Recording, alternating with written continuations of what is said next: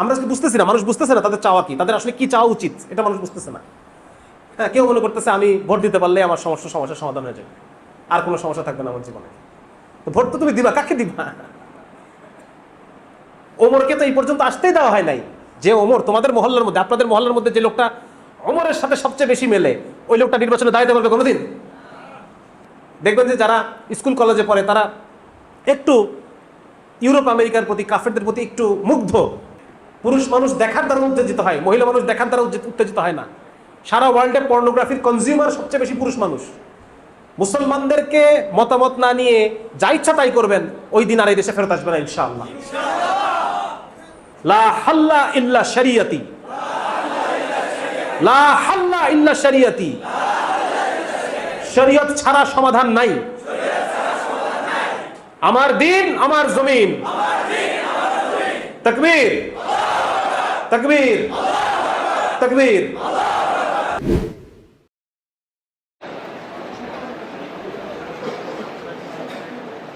আসসালামু আলাইকুম ওয়া রাহমাতুল্লাহি ওয়া বারাকাতুহু। আলহামদুলিল্লাহ, সালাতু ওয়াসসালামু আলা রাসূলিল্লাহ ওয়া আলা আলিহি ওয়া সাহবিহি আজমাইন। সমস্ত প্রশংসা আল্লাহ রাব্বুল আলামিনের। আল্লাহ তাআলা আমাদেরকে দীর্ঘ সময় ধরে, সেই বিকাল থেকে দীর্ঘ সময় ধরে আমাদেরকে গুরুত্বপূর্ণ সব আলোচকদের আলোচনা শোনার তৌফিক দান করেছেন। এখন মূল আলোচনা আমি চলে যাচ্ছি। আমার মূলত আলোচনা হচ্ছে মুসলিম জাতি এই বিশ্বকে কি দিয়েছে এবং আবার মুসলমানদের বিজয়ে এই বিশ্ব কি পাবে, এটা হচ্ছে আমার আলোচনার মূল বিষয়। আমি এই বিষয়ে একটু অল্প কিছু আলোচনা করব। আলহামদুলিল্লাহ, জাকারিয়ার আবেগময় এবং শক্তিময় আলোচনার পরে আমার এই আলোচনাটা একটু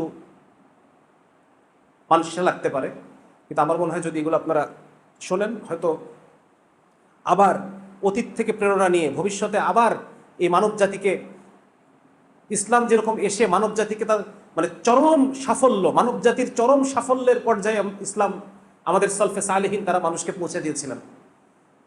এবং আমাদের সামনে এখন আমাদের দায় যে একটা দীর্ঘ সময় আমরা পরাজিত ছিলাম, দীর্ঘ একটা সময় আমরা জ্ঞান বুদ্ধিগতভাবে পরাজিত, আমরা রাজনৈতিকভাবে পরাজিত, এবং এরপরে আল্লাহ রাব্বুল আলামিন আবার আমাদের উপর সদয় হয়েছেন। পৃথিবীর প্রান্তে প্রান্তে আল্লাহ তাআলা আমাদেরকে বিজয় দান করছেন। এবং এখন আমাদের কি করণীয় আছে, ইসলামকে বিজয়ী করলে আমরা কি পাবো এবং এই মানুষ কি পাবে, সেই বিষয় নিয়ে আমি সামান্য কিছু আলোচনা রাখতে চাই। হয়তো আপনাদের দাওয়াতি ময়দানে এই আলোচনাগুলো কাজে দিবে। প্রথমে আমরা একটু আগে দেখতে চাই যে রাসূলুল্লাহ সাল্লাল্লাহু আলাইহি ওয়াসাল্লাম যখন এই পৃথিবীতে আসেন, সেই সময় এই পৃথিবীর অবস্থা কি ছিল। সেই সময় পুরা পৃথিবী একজন নবীর জন্য সমস্ত তৃষ্ণা নিয়ে অপেক্ষা করতেছিল। একজন নবী, কখন একজন নবী আসবে। সেই সময় পৃথিবীর বিভিন্ন দেশে দেশে, জায়গায় জায়গায়, গ্রামে শহরে বন্দরে সবখানে মানুষ এত অন্ধকারের মধ্যে ছিল। সভ্যতা বলতে যে দুটো দেশ ছিল, একটা ছিল গ্রিক সভ্যতা বা রোমান সভ্যতা ছিল এক পাশে, আরেক পাশে ছিল পারস্য সভ্যতা। সেই পারস্য সভ্যতায় তারা যে ধর্ম পালন করত, সেই ধর্মের নিজ কন্যা এবং নিজ মাকে বিয়ে করা জায়েজ ছিল। এটা তাদের ওই ধর্মে এটা, এবং রাজারা করতো এটা, এবং এটা খুব বংশীয় বা আভিজাত্যমূলক একটা আমল ছিল তাদের মধ্যে। সমস্ত রাজারা তার হয় নিজ কন্যাকে বিবাহ করতো অথবা নিজ মাকে বিবাহ করতো, যারা পারস্যের যারা খসরু হতেন তারা। এছাড়াও যারা বিভিন্ন মানে উচ্চবংশীয়, উচ্চ বংশ পদমর্যাদা এবং আভিজাত্যের একটা নিদর্শন যে তারা এই মাহরাম নারীদেরকে বিয়ে করবে। এবং পরবর্তীতে মুসলমানরা যখন এই জায়গাগুলোকে বিজয় করেন, তখন এটা একটা মাসালা যে আমাদের অধীনে কিছু অমুসলিম আছে যাদের মধ্যে এই প্র্যাকটিসটা আছে, এবং এটা ফিকের কিতাবে এটা নিয়ে বিস্তারিত আলোচনা আছে যে যদি এমন কোনো কওম আমাদের মুসলিম সাম্রাজ্যের অধীনে আসে যাদের মধ্যে কোনো খারাপ আচরণ, এই ধরনের খারাপ আচরণ, তাদের ক্ষেত্রে আমাদের ইসলামের হুকুম কি হবে, এরকম বিভিন্ন আলাপ ফিকের কিতাবের মধ্যে আছে। তো এই ছিল, এটা দ্বারা আমি একটা পয়েন্ট বললাম, যেই পয়েন্টের দ্বারা তাদের নৈতিকতা, নৈতিক স্তরকে বোঝা যায়। তারা একটা সভ্যতা, তারা কিন্তু একটা সভ্যতা, তারা বড় বড় শহর তৈরি করছে। তাদের ওই সময়কার এখন যেরকম পারমাণবিক বোমা, সেই সময় ওদের সবচাইতে শক্তিশালী অস্ত্র ছিল কি বলেন তো? হাতি।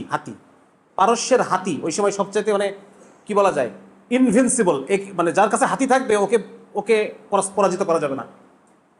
ওদের সবচেয়ে আপডেট অস্ত্র ছিল হচ্ছে হাতি।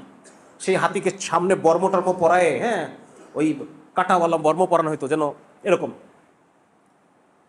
তো এই অবস্থা ছিল সেই সময়। মানে তারা ঘর বাড়ি, দালান কোঠা, বিভিন্ন ধরনের বৈজ্ঞানিক আবিষ্কার, হ্যানত্যান, এগুলো দিয়ে তারা সেরা। কিন্তু তাদের নৈতিকতার পর্যায়ে কেমন? তারা নিজের মাকে বিয়ে করতেছে বা নিজের মেয়েকে বিয়ে করতেছে, এই পর্যায়ে তাদের নৈতিকতা ছিল। দ্বিতীয়ত, তারা আগুনের উপাসনা করতো, এগুলো তো করতোই। মানে আমি বলতে চাচ্ছি, দেখা যায় আপনাদেরকে এটা আলোচনা করতে চাচ্ছি যে কোনো মানব রচিত ধর্ম, মানব রচিত যে ধর্মগুলো থাকে বা মতবাদগুলো থাকে, সেইগুলো মানুষের জীবনকে অতিষ্ঠ করে তোলে, মানুষের জীবনকে, মানুষকে নৈতিকতার এত নিচু পর্যায়ে নামায় দেয় যে সেটাকে আর মানুষ বলা যায় না। তো ওদের যদিও তাদের বৈষয়িক বা তাদের পার্থিব বিভিন্ন ধরনের টেকনোলজি, ওই সময়কার টেকনোলজিগুলো তাদের ছিল, তাদের অস্ত্রশস্ত্র, তাদের সভ্যতা তারা দাবি করতেছে, আমাদের বিরাট পার্সিয়ান সভ্যতা, মেসোপটেমিয়ান সভ্যতা আমাদের আছে, হ্যাঁ, কিন্তু তাদের সভ্যতার অবস্থা এটা যে গরিব মানুষ কষ্টে, মানে গরিব মানুষকে যতভাবে কষ্টে ফেলানো যায়। যে কোনো মানব রচিত বা যে কোনো কুফরি মতবাদের একটা অন্যতম বৈশিষ্ট্য হচ্ছে গরিব নির্যাতিত হবে, যারা দরিদ্র সে নির্যাতিত হবে, যারা ধনী তারা আরো ধনী হবে, গরিব আরো গরিব হবে, ধনী আরো ধনী হবে। কারণ এটা এটা কাদের বানানো? ধনীদেরই বানানো। যে কোনো মানব রচিত মতবাদ, মানুষ যখন কোনো কিছুকে রচনা করে, কোনো একটা বিষয়কে, কোনো একটা আইনকে বানায় বা জীবন বিধানকে বানায়, তখন সে নিজের লাভটা দেখে। কিন্তু আল্লাহ রাব্বুল আলামিন যখন তৈরি করেন, তখন কি কারো কারো লাভ দেখেন? আল্লাহ রাব্বুল আলামিন ইনসাফ করেন, গরিবকে গরিবের অংশ পৌঁছায় দেন, ধনীকে ধনীর অংশ পৌঁছায় দেন। এই যে শেখ রহমানি কিছুক্ষণ আগে বলে গেলেন কিন্তু, যে কোরআন বলতেছে ধনীদের সম্পদে গরিবের অংশ আছে, আর মানব রচিত মতবাদ বলতেছে যে না, বরং গরিবের সম্পদে ধনীর অংশ আছে, সুদ। হ্যাঁ, ইসলাম বলতেছে যাকাত দাও, আর ওরা বলতেছে যে গরিবের সম্পদেই ধনীর অংশ আছে, ধনীর অংশ ধনীকে দিয়ে দাও, সুদ দিয়ে দাও, এইভাবে। তো ওই একই অবস্থা রাসূলুল্লাহ সাল্লাল্লাহু আলাইহি ওয়াসাল্লাম দুনিয়াতে আসার আগে সারা পৃথিবীতে এইরকম অবস্থা কায়েম হয়ে গেছে। গরিব মানুষ কষ্টে, পেরেশানিতে, আর তাদের জীবনকে এভাবে নিপীড়নে, নিষ্পেষণে একাকার করে ফেলছে। তাদেরকে বিভিন্ন দাস বানানো, মায়ের কোল থেকে শিশুকে নিয়ে তাকে তাকে আরেক জায়গায় বিক্রি করে দেয় দাস হিসেবে। কি পরিমাণ জুলুম চিন্তা করেন, মায়ের কাছ থেকে শিশুকে নিয়ে বিক্রি করে দিচ্ছে আরেক জায়গায় দাস হিসেবে। ক্ষুধার জ্বালায়, পেটের যন্ত্রণায়, দেনার দায়ে নিজের সন্তানকে বিক্রি করতে বাধ্য হচ্ছে, এরকম অবস্থা ছিল। আরেকদিকে ছিল গ্রিক সভ্যতা বা রোমান সভ্যতা। সেখানে কেমন অবস্থা ছিল? সেখানে রোমানদের যে শহর, দুটা মূল শহর ছিল, একটা হচ্ছে রোম, একটা সাম্রাজ্যের রাজধানী, আরেকটা ছিল কনস্টান্টিনোপল, আরেকটা সাম্রাজ্যের রাজধানী ছিল। এবং রোমান সভ্যতার একটা বিশেষ বৈশিষ্ট্য হচ্ছে পতিতাবৃত্তি। হ্যাঁ, তারা আইন করছিল কেউ একটার বেশি বিয়ে করতে পারবে না। রোমানরা আইন করছে যে কেউ একটার বেশি বিয়ে করতে পারবে না, কিন্তু পুরুষ মানুষের তো একটাতে আসলে এটা মানে পসিবল না আসলে। এটা আল্লাহ রাব্বুল আলামিন যে আমাদেরকে এই কোরআনে 4টা বিয়ের বিধান রাখছেন, কারণ আল্লাহ রাব্বুল আলামিন জানেন যে পুরুষের ফিতরত কেমন। পৃথিবীতে কোনো সভ্যতায়, কোনো ইতিহাসে পুরুষকে একটা বিয়েতে বাধা হয় নাই, বাধা যায় নাই। শুধু এই রোমান সভ্যতায় ওরা আইন করে নিষেধ করছে যে পুরুষকে একটা বিয়ে করতে হবে। এর ফলে কি? এর ফলে রোমের অলিতে গলিতে পতিতালয় তৈরি হয়েছে। চাহিদা থাকলে সার্ভিস থাকবে। যেহেতু বিয়ে করা নিষেধ, সুতরাং পুরুষরা কি করতো? ওই সমস্ত জায়গাগুলোতে তারা যায়, অলিতে গলিতে পতিতালয়, হ্যাঁ, এবং হাম্মামখানা, পতিতালয়, এগুলোতে বিভিন্ন ধরনের। এবং সেই সাথে সমকামিতা আরেকটা বিরাট বিষয় ছিল। সেখানে সমকামিতার মানে অফিসিয়ালি অ্যাকসেপ্টেড ছিল, অফিসিয়ালি অ্যাকসেপ্টেড ছিল। তো এই হচ্ছে দুইটা সাম্রাজ্যের, ইসলাম যেখানে, ইসলামকে আল্লাহ রাব্বুল আলামিন যেখানে পাঠাইছেন, তার পার্শ্ববর্তী দুইটা বড় সভ্যতার এই হচ্ছে অবস্থা। হ্যাঁ, এবং এটা একটা গুরুত্বপূর্ণ জিনিস, আপনারা এটা মাথায় রেখেন যে একজন অ্যানথ্রোপোলজিস্ট, নৃতত্ত্ববিদ ছিলেন, তার নাম ছিল রবার্ট আনউইন। উনি প্রায় 5000 সভ্যতা এবং ইতিহাসের সভ্যতা এবং বিভিন্ন ওই যে আছে না, বিভিন্ন আফ্রিকান গোত্র টোত্র, হাবিজাবি উপজাতি, এই সমাজগুলোকে উনি স্টাডি করছেন 5000। এবং স্টাডি করে উনি দেখছেন যে যখন কোন একটা সভ্যতা উন্নত হইতে থাকে, উন্নতির এক পর্যায়ে তাদের যৌন নৈতিকতা যেটা, হ্যাঁ, তাদের সেক্সুয়াল ইথিক্স যেটা, যৌন নৈতিকতা, এটা নষ্ট হতে থাকে এবং তারপরে তাদের পতন ঘটে। হ্যাঁ, তারা প্রথম দিকে তারা মানে খুব থাকে, মানে নৈতিকভাবে খুব স্ট্রং থাকে। স্ট্রং থাকতে থাকতে আস্তে আস্তে যত তারা উন্নত হয়, তত আস্তে আস্তে তাদের যৌন নৈতিকতা কমে আসে। বিভিন্ন ধরনের অনাচার, ব্যভিচার, সমকামিতা, হ্যাঁ, তারপর প্রকাশ্য যৌনাচার, এইগুলো বেড়ে যায়। সেই সময় তাদের পতন হয়। পতনের ঠিক আগে ওটা বেড়ে যায়, এরপর পতন হয়। এবং ওদের পতনের ফলে নতুন যারা আবার ওই ক্ষমতা গ্রহণ করে, বা নতুন যারা ওদেরকে সরায় দিয়ে সভ্যতাটা দখল করে, তারা হয় এমন মানুষ যারা যৌন নৈতিকতা খুব স্ট্রং তাদের মধ্যে, ওই মানুষগুলো সভ্যতা তৈরি করে। তার ব্যাপারটা বোঝা গেছে না? যারা সংযমী মানুষ সভ্যতা তৈরি করে। সভ্যতা নষ্ট হয় কাদের হাতে? এই যে যারা যৌনটাকে মানে অবাধ করে দেয় তাদের হাতে। প্রায় 5,000 বিভিন্ন সমাজের উপর তিনি গবেষণা করে এই সিদ্ধান্তে আসছে। তাহলে জিনিসটা মিলছে না আমাদের সাথে? হ্যাঁ, আমরা মুসলমানরা দেখেন আরবে, কিন্তু ওই সময় ওই আরবে রাসূল সাল্লাল্লাহু আলাইহি ওয়াসাল্লাম আসার আগে আরবের মধ্যেও এই যৌনতা খুব ব্যাপক হারে বিস্তৃত হয়ে গেছিল, ঠিক না? সেখানে আমরা দেখতাম তারা উলঙ্গ হয়ে কাবা শরীফকে তওয়াফ করতেছে।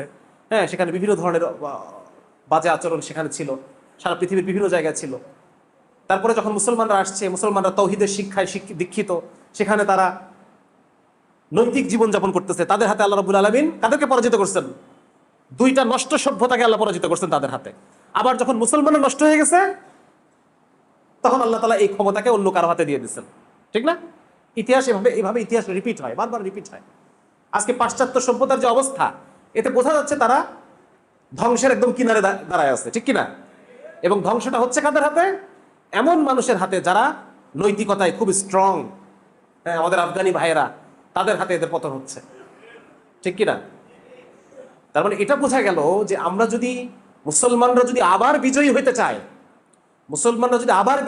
চায়, তাহলে কি আমাদের প্রচুর পরিমাণে গণতন্ত্র করতে হবে, আমেরিকার সাথে হায় হা মিলাইতে হবে। আমেরিকা যা যা আমাদেরকে পুশ করবে, নারীবাদ পুশ করবে, মেয়েদেরকে সমান অধিকার দাও, মেয়েদের গর্ভপাতের অধিকার দাও, হ্যাঁ, তোমরা ছেলে ছেলে বিবাহকে বৈধ করে দাও, এইগুলা করে আমরা উন্নত হতে পারবো? নাকি আরো ইসলামের দিকে ফিরলে পরে আমাদের উন্নতি হবে? বোঝা সহজ না ব্যাপারটা? যত বেশি আমরা তাওহীদকে নিজেদের মধ্যে ধারণ করব, এবং যত বেশি আমরা নৈতিকতাকে, ইসলাম যে হালাল হারামের বিধান দিছে ওইটাকে আমরা, ওইটার মধ্যে যত বেশি আমরা ঢুকবো, আল্লাহ রাব্বুল আলামিন তত বেশি আমাদের বিজয়কে ত্বরান্বিত করবেন। এটা ইতিহাস থেকে প্রমাণিত। তো যখন আমরা একটা জিনিস দেখলাম যে রাসূলুল্লাহ সাল্লাল্লাহু আলাইহি ওয়াসাল্লামের সময় এই পৃথিবীতে, সারা পৃথিবী একটা নৈতিকতার এক অন্ধকারের মধ্যে নিমজ্জিত। যদিও তাদের বিভিন্ন অস্ত্র শস্ত্র, টেকনোলজি, দালান কোঠা, বড় বড় সভ্যতার কোনো অভাব নাই, কিন্তু নৈতিকভাবে সব শেষ, নষ্ট হয়ে গেছে। তখন আল্লাহ রাব্বুল আলামিন পৃথিবীতে তার রাসূলকে পাঠান। কারণ প্রত্যেকটা মানব রচিত মতবাদ কি করে বলেন? পুরো পৃথিবীকে দূষিত করে ফেলে।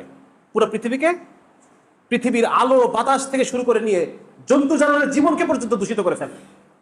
দেখতেছেন না, পৃথিবীতে গত 100 বছরে প্রায় 1000-এরও বেশি প্রজাতির প্রাণী পৃথিবী থেকে বিলুপ্ত হয়ে গেছে। এদেরকে আর কোথাও খুঁজে পাবেন না আপনি। এটা কেন হয়েছে বলেন তো?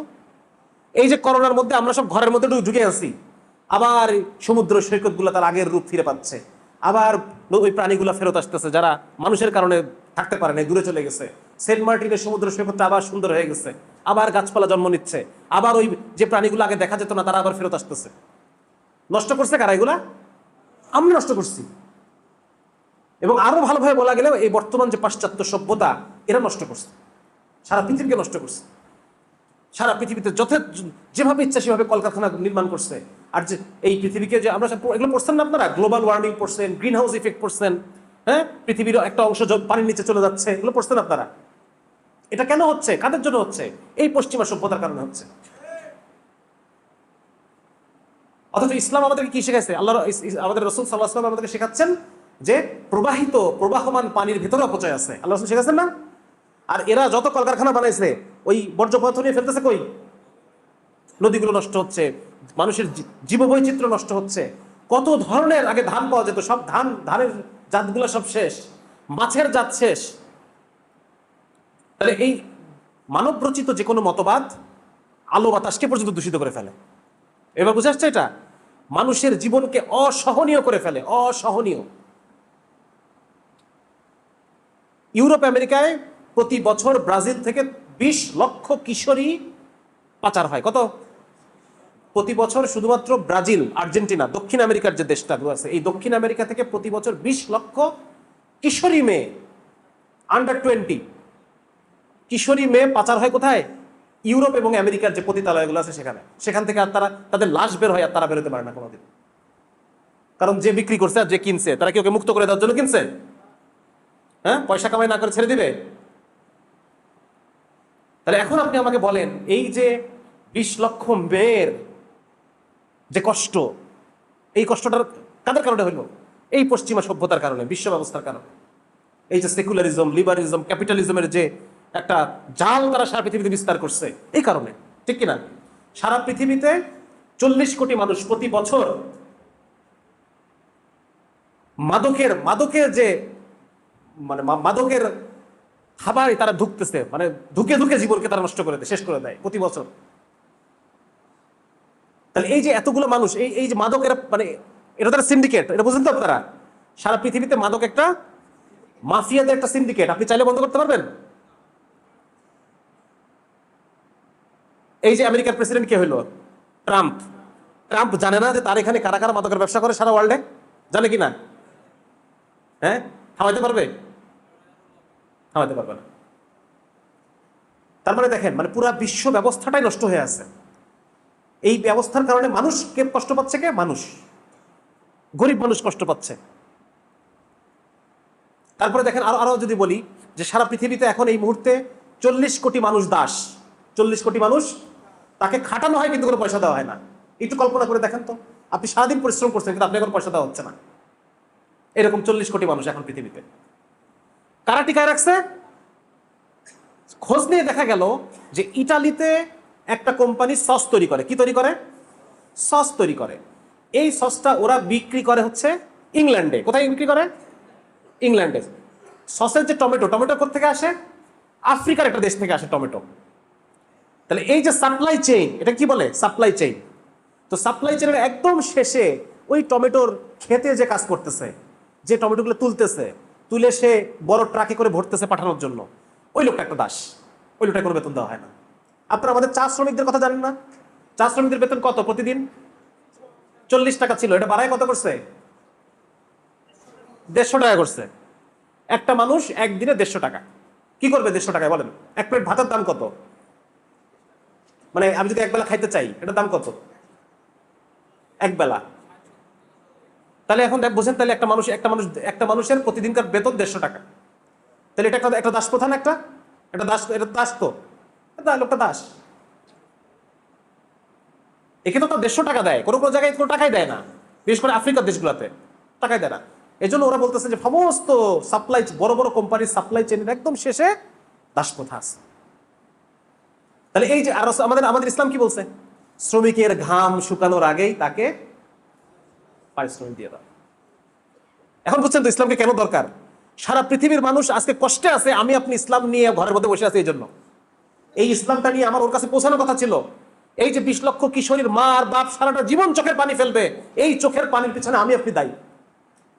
কারণ আমি আর আপনি আল্লাহ রাব্বুল আলামিন মানুষকে কষ্ট থেকে বাঁচানোর জন্য যে সমাধানটা পাঠাইছেন 1400 বছর আগে, এই সমাধানটা আমি ব্রাজিলে পৌঁছাতে পারি নাই, এই সমাধানটা আমি আর্জেন্টিনায় পৌঁছাতে পারি নাই, ওই দেশে ইসলামী হুকুমতকে কায়েম করতে পারি নাই, নিজের দেশেই তো পারি নাই।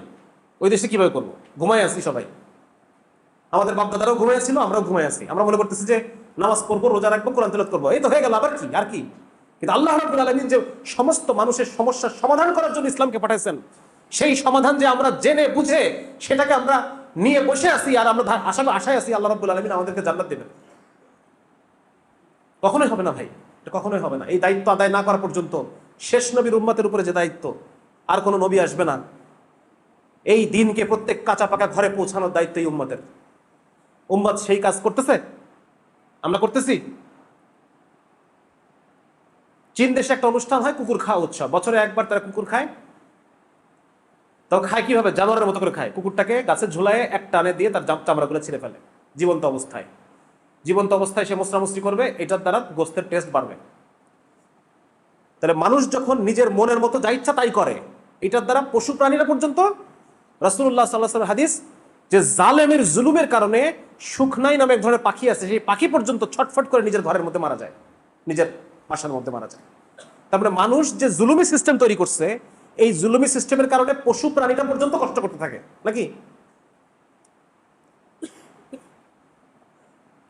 সুতরাং এটুকু বোঝানোর জন্য আমি এতগুলো কথা বললাম, সেটা হচ্ছে যে কোনো মানব রচিত ব্যবস্থা পৃথিবীকে দূষিত করে, মানুষের জীবনকে দূষিত করে, পশু প্রাণীর জীবনকে পর্যন্ত দূষিত করে। বিপরীতে যখন এরকম অবস্থা দাঁড়ায় যায়, তখন আল্লাহ রাব্বুল আলামিন নতুন নবী পাঠান। সেই নবী তখন আবার মানব রচিত মতবাদের বিরুদ্ধে এক আল্লাহর তাওহীদের শিক্ষা মানুষকে দেয়।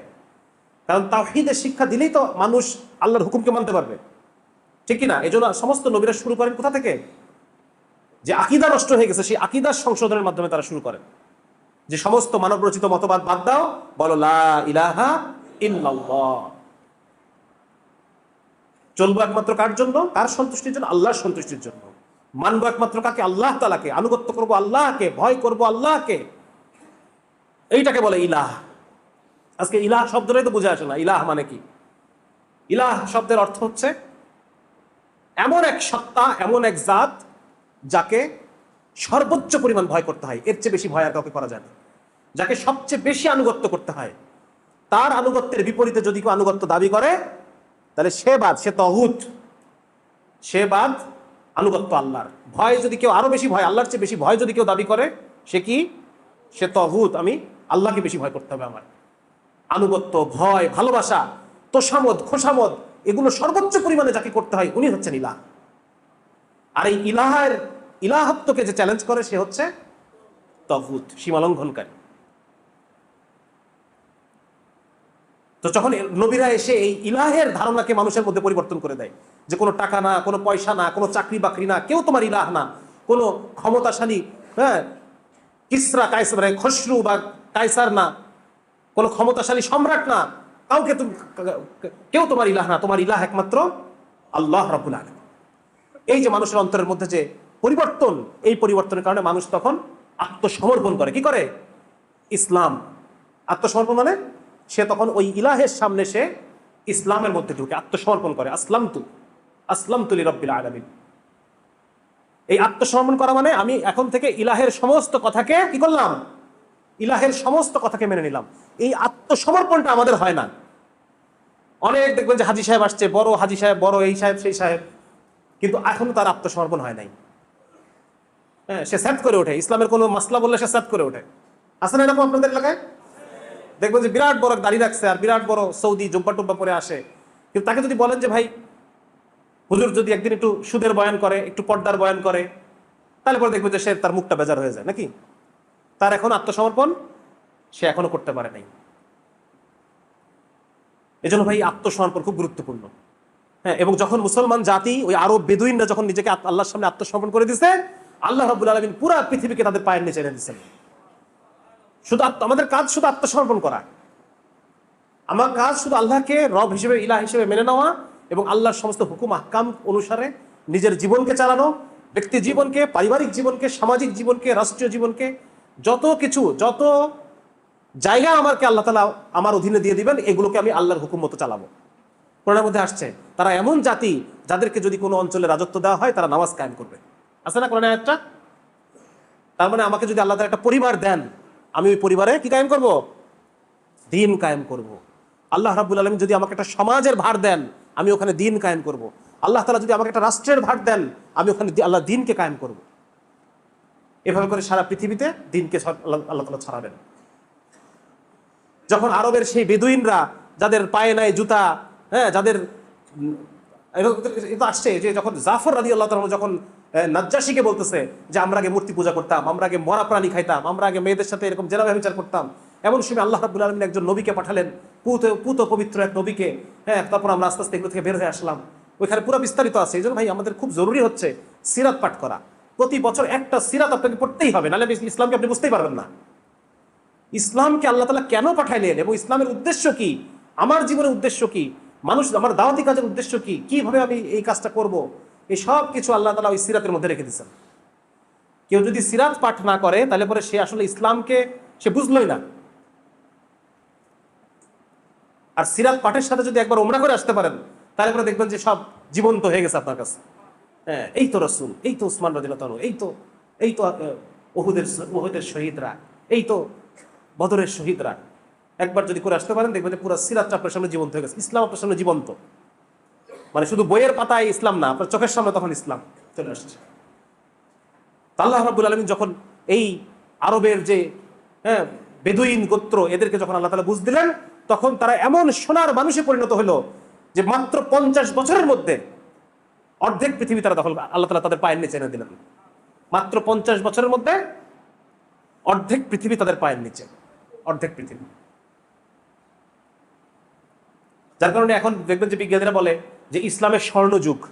ইসলামের স্বর্ণযুগ মানে ওরা একটা ইয়ে বানাইছে যে স্বর্ণযুগ মানে হলো যখন বড় বড় বিল্ডিং হবে, বহুত নতুন নতুন যন্ত্র আবিষ্কার হবে, হ্যাঁ, অনেক বিজ্ঞানী থাকবে, অনেক দার্শনিক জন্ম নেবে, ওইটা হচ্ছে স্বর্ণযুগ। কিন্তু তাই কি ইসলামের স্বর্ণযুগ কি তাই? ইসলামের স্বর্ণযুগ হচ্ছে সাহাবায়ে কেরামের যুগ, রাসূলুল্লাহ সাল্লাল্লাহু আলাইহি ওয়াসাল্লামের যুগ, ওটা হচ্ছে স্বর্ণযুগ। ওই সময় যে সোনার মানুষ তৈরি হয়েছে, ওই মানুষ সারা পৃথিবী আর দেখাতে পারবে কোনোদিন? হ্যাঁ, ওই সময় ওমর রাদিয়াল্লাহু তাআলার মতো একজন শাসক সারা পৃথিবী আর দেখাইতে পারছে? এই তো 1400 বছর তো পার হয়ে গেছে, একজন ওমর আর দুনিয়াতে আসে নাই কখন। যেই ওমরের মতো শাসক আজকে গণতান্ত্রিক সিস্টেম দিতে পারবে? একটা দিতে পারবে ওমরের মতো শাসক? দিতে পারবে না। যার কারণে ভাই এটা খুব ভালো করে বোঝার আছে যে আমরা আসলে কি চাই, আমরা আসলে কি চাই, আমাদের দুনিয়াতে আমাদের চাওয়া কি। আমরা আজকে বুঝতেছি না, মানুষ বুঝতেছে না তাদের চাওয়া কি, তাদের আসলে কি চাওয়া উচিত, এটা মানুষ বুঝতেছে না। হ্যাঁ, কেউ মনে করতেছে আমি ভোট দিতে পারলে আমার সমস্যার সমাধান হয়ে যাবে, আর কোনো সমস্যা থাকবে না আমার জীবনে। তো ভোট তো তুমি দিবা, কাকে দিবা? ওমরকে তো এই পর্যন্ত আসতেই দেওয়া হয় নাই। যে ওমর তোমাদের মহল্লার মধ্যে, আপনাদের মহল্লার মধ্যে যে লোকটা ওমরের সাথে সবচেয়ে বেশি মেলে, ওই লোকটা নির্বাচনে দাঁড়াতে পারবে কোনোদিন? আমার খুব মন চায় যে আমার মহল্লার আকামউদ্দিন মাস্টার সাহেবকে তাকে আমি আমার আমির হিসেবে দেখতে চাই। আমি জীবনে কোনোদিন পারবো ওকে আনতে? ও কোনোদিন দাঁড়াতে পারবে? তাহলে শ্রেষ্ঠ মানুষটা এই পদ্ধতিতে আসতে পারবে না কখনো। যে মানুষটা সবচেয়ে শ্রেষ্ঠ, সেই মানুষটা কখনোই ক্ষমতায় আসতে পারবে না এই গণতান্ত্রিক পদ্ধতি। ওরা পদ্ধতিটা এইভাবেই সাজাইছে যেন ভালো মানুষগুলো আসতে না পারে, শ্রেষ্ঠ মানুষগুলো আসতে না পারে। আল্লাহ রাব্বুল আলামিন এই জাতির কাছে সারা পৃথিবীর সমস্ত ধন দৌলত আল্লাহ তাআলা তাদের পায়ের নিচে এনে দিচ্ছেন। আল্লাহ রাব্বুল আলামিন তাদেরকে জ্ঞান বিজ্ঞানে সব যত উঁচুতে যাওয়া যায় আল্লাহ তাআলা তাদেরকে সেটা দিচ্ছেন। যার কারণে সেই সময় যখন ইসলামের দ্বিতীয় তৃতীয় শতকে মুসলমানদের হাতে এই পৃথিবীতে, আজকে দেখেন না কাফেররা তাদের বিজ্ঞান নিয়ে কত বেশি অহংকারী, যে হ্যাঁ মানে আমরাই বিজ্ঞানের সবকিছু, বিজ্ঞানের সৃষ্টি করছি আমরা, বিজ্ঞান করতেছি আমরা, নোবেল পুরস্কার পাচ্ছি আমরা, সব আমরাই পাচ্ছি, তাই না? দেখবেন যে যারা স্কুল কলেজে পড়ে তারা একটু ইউরোপ আমেরিকার প্রতি, কাফেরদের প্রতি একটু মুগ্ধ, ঠিক কিনা?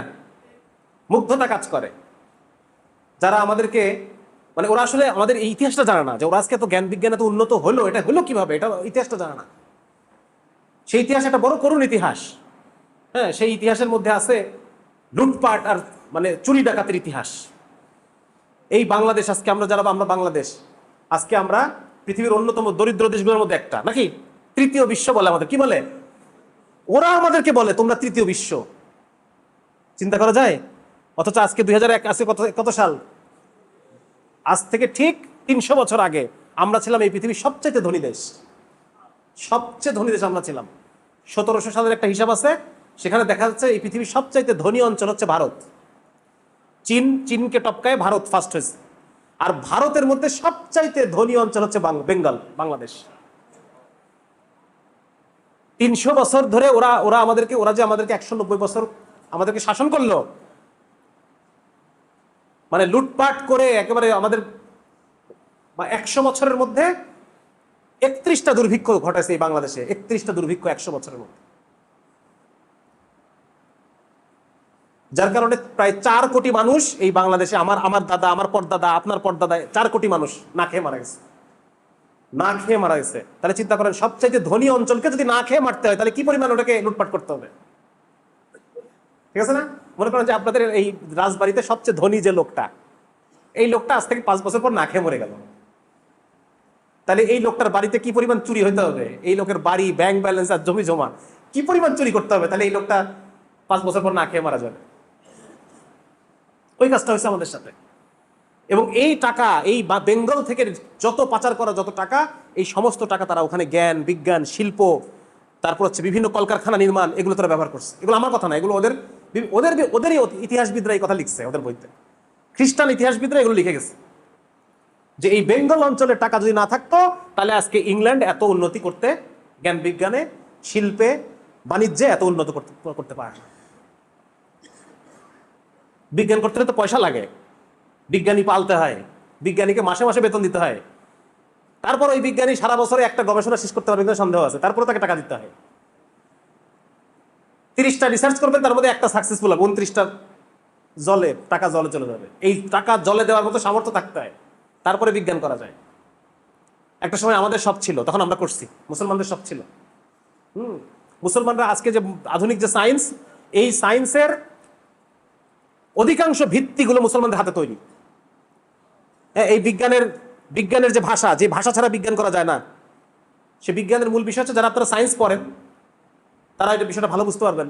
যে কোনো মানে এই যে দুনিয়ার বিভিন্ন ন্যাচারাল ল আছে, আপনারা বিরক্ত হচ্ছেন, শেষ করে দিব তাড়াতাড়ি।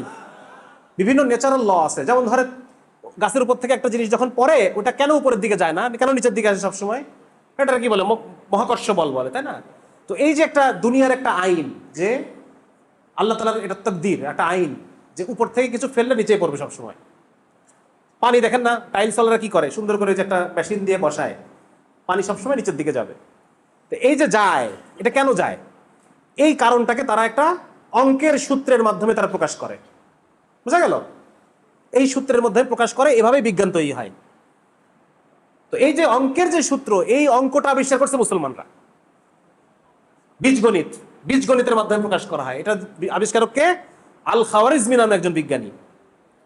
তারপর এই যে গবেষণাগারে যে গবেষণা করতে হয়, এইটা প্রথম শুরু করে আরেকজন বিজ্ঞানী, মুসলিম বিজ্ঞানী জাবির ইবনে হাইয়ান।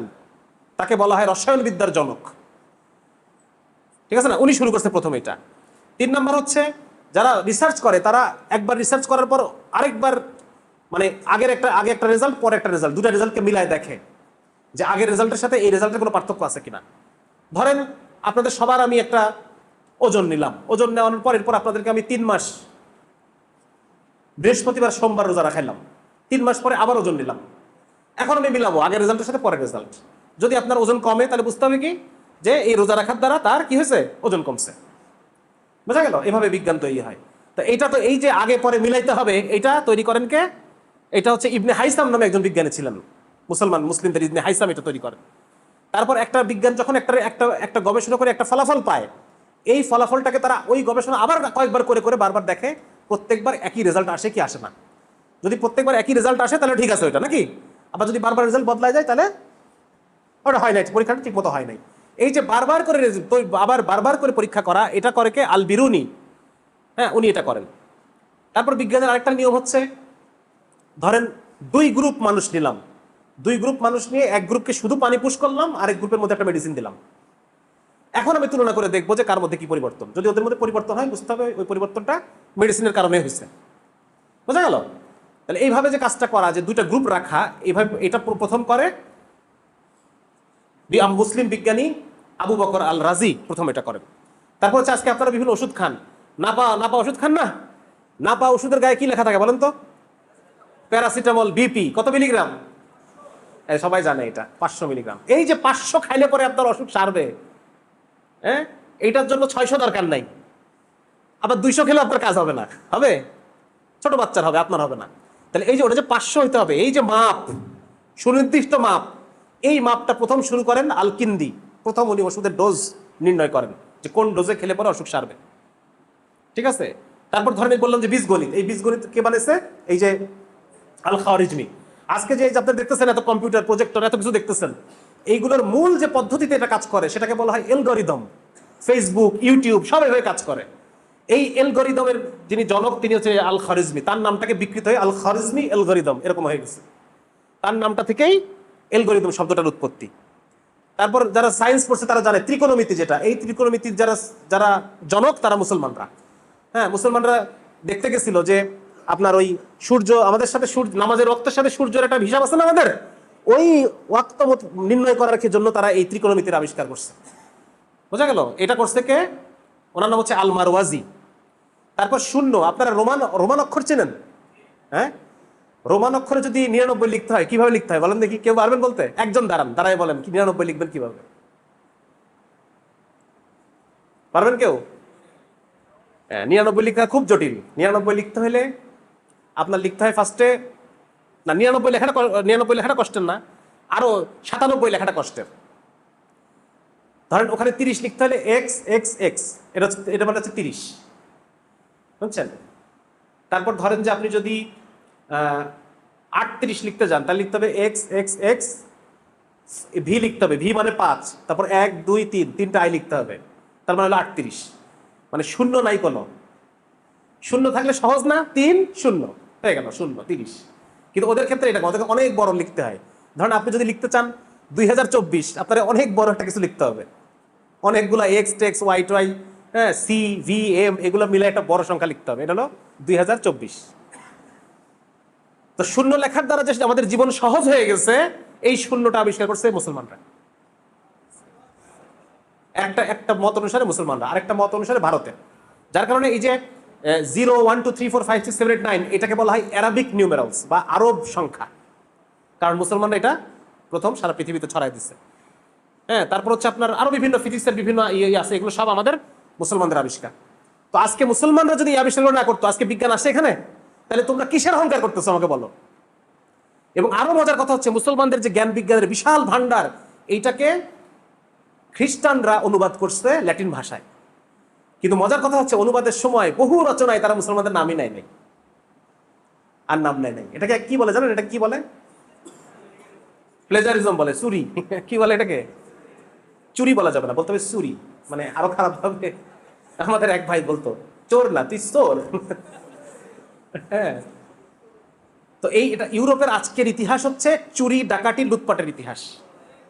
হ্যাঁ, তাদের আজকে এই যে বিশাল অর্থনৈতিক উন্নতি দেখে আমাদের চোখ ধাঁধায় যায়, কত সুন্দর, হ্যাঁ, ওদের জীবন কত সিস্টেম। ওরা আজকে জ্ঞান বিজ্ঞানে কত উন্নত, মানে জ্ঞান চুরি, টাকা পয়সা চুরি, এমন কিছু নাই ওরা করে নাই। এই যে কোহিনূর হীরা, সবচেয়ে বড় হীরা, এই হীরাটা ছিল কোথায় বলেন তো? এটা ভারতে ছিল, এটা ওখানে গেল কেমনে? এটা আমার বল। আমরা পাঠাইছি, গিফট দিছি। অথচ দেখেন ওদের প্রতি আমাদের মুগ্ধতার কোনো শেষ নাই। হ্যাঁ, ওদের দেশে যেতে পারলে পরে আমার মানে একটা কি হয়, মেয়ের বিয়ের কথা চলতেছে, ছেলে কি করে? ছেলে লন্ডন থাকে, ব্যাস বিয়ে দাও, বিয়ে দাও। লন্ডন থাকে, ওখানে কি থালা বাসন ধোয় নাকি ইয়ে কাটে, এর কিন্তু থাকে, বাস ইটালি থাকে, বাস পাঠায়। তাহলে দেখেন ওদের প্রতি আমাদের কত মুগ্ধতা, অথচ ওরা এসে আমাদের দিন ধর্ম, আমাদের জ্ঞান বিজ্ঞান, আমাদের টাকা পয়সা সব শেষ করে দিয়ে গেছে, সবকিছু শেষ করে দিয়ে গেছে। আজকে যে আপনারা দেখেন যে ওই যে উকিলরা দেখবেন যে বড় ঢোলা একটা ইয়ে পরে, দেখছেন না? এটা কোত্থেকে আসছে? মুসলমানদের কোর্ট থেকে। মুসলমানদের কোর্টে একজন থাকতো বিচার, মানে 3 জন মুফতি থাকতেন মুসলমানদের কোর্টে। আপনারা যদি ইয়ে পড়েন ফতোয়া আলমগীরিতে, আদাবুল মানে বিচারালয়ের আদব একটা চ্যাপ্টার আছে। 3 জন মুফতি, 3 জন মুফতির মধ্যে একজন হচ্ছে প্রধান মুফতি, 2 জন হচ্ছে দুইজনের পক্ষে লড়বে আর কি। উকিল কিন্তু ওদের টাকা দেশ দিবে, মানে আমাদের এখনকার সিস্টেম মতো না। এখনকার আইন হচ্ছে ব্রিটিশ সিস্টেমে চলে। তো ওইখানে ওনাদের যোদ্ধা পড়তো, ওইটা ওরা এখনো ওই উকিলদের ওই পোশাক আকারে এখনো আছে, বুঝছেন? তারপর যে আপনারা দেখেন যে ওই যখন গ্রাজুয়েশন শেষ হয়, অনার্স শেষ হয়, তখন কি পরে? এরকম ঢোল একটা জামা পরে, দেখছেন না? আর মাথার উপর একটা টুপি পরে। হ্যাঁ, এটা কোত্থেকে আসছে? মুসলমানদের থেকে আসছে। মুসলমানদের ভার্সিটিগুলোতে এখনো, মাদ্রাসাগুলোতে দস্তারবন্দি সম্মেলন হয়, দেখছেন না? পাগড়ি পরায় দেয়।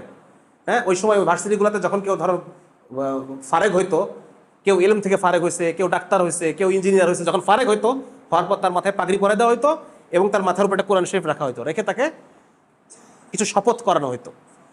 তো যার কারণে ওরা ওইটাকে ধরে রাখছে। পাগড়ি তো নাই, কিন্তু ওই ফ্ল্যাট আছে যেখানে বই কোরআন রাখা হইতো, এরকম এটা আছে। আমাদের পাগড়ি তো পরাইলে এমনি ফ্ল্যাট হয়ে যায়, রাখা যায়, ওদের তো রাখার জন্য ব্যবস্থা করছে আর কি।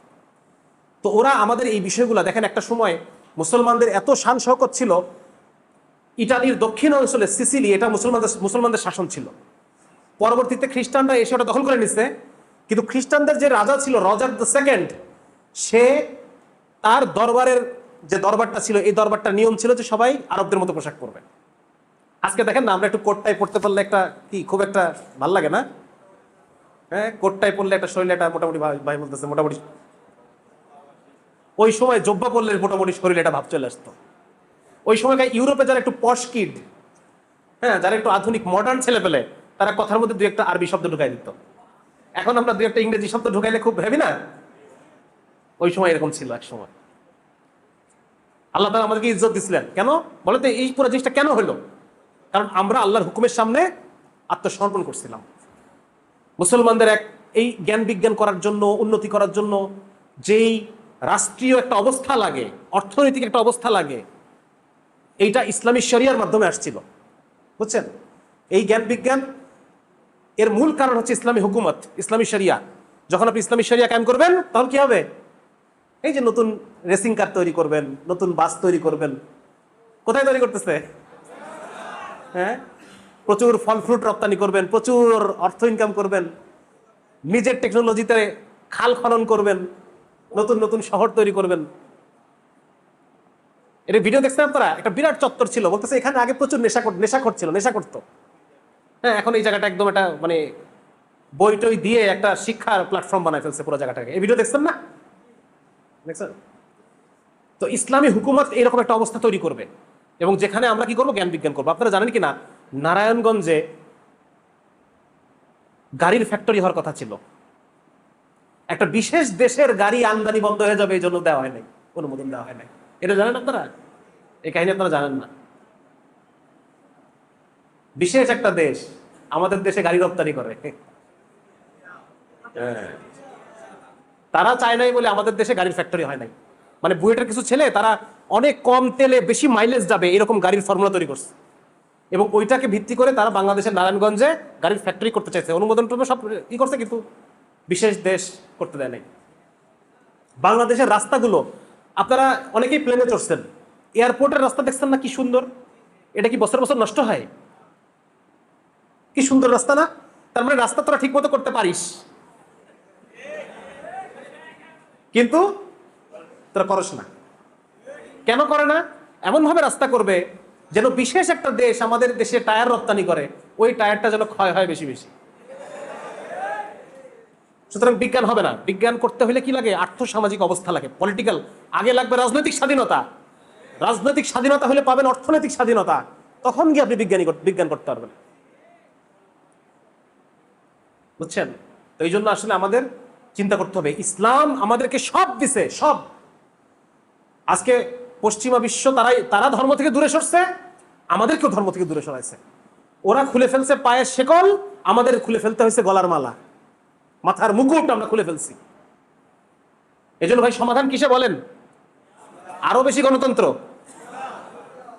হাসিনা গণতন্ত্রকে নষ্ট করছে, অতএব আরো বেশি গণতন্ত্র আনো, দেশ উন্নত হয়ে যাবে। তাই নাকি? সমাধান একমাত্র শরিয়ায়।